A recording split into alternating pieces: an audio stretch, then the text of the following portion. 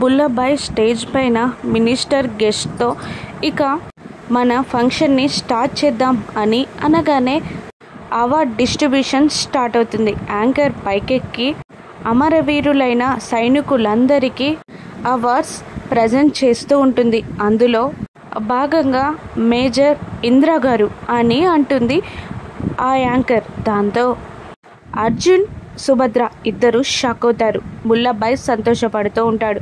గౌతమ్, అహల్య ఇద్దరు పరుగున ఆ ఫంక్షన్ దగ్గరికి వస్తూ ఉంటారు. కానీ అప్పటికే జరగాల్సిన నష్టం జరిగిపోతుంది. ఐ రిపీట్, మేజర్ ఇందిరా గారు సన్ ఆఫ్ అర్జున్ ప్రసాద్ గారు అని అనగానే అక్కడున్న మినిస్టర్ కూడా షాక్ అవుతారు. ఏంటి అర్జున్ ప్రసాద్ గారు, మీ అబ్బాయి ఇందిరా మేజర్ కూడా చనిపోయారా అని అడగగానే వాళ్ళిద్దరూ కంగారుగా, భయంగా, షాకింగ్గా లేచి నిలబడతారు. అప్పుడే గౌతమ్, అహల్య కూడా లోపలికి ఎంటర్ అవుతారు.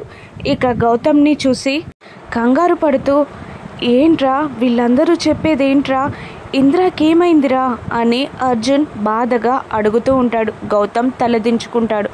చెప్పరా, ఏమైందో చెప్పు అని మళ్ళీ అడుగుతూ ఉంటాడు అర్జున్. సారీ నాన్న అని అనగానే నిజంగానే మన ఇంద్ర చనిపోయాడారా అని అర్జున్ అడుగుతుండగా, అవును నాన్న, ఇక ఇంద్ర లేడు అని నిజం చెప్పేస్తాడు గౌతమ్. దాంతో కుప్పకూలిపోతాడు అర్జున్.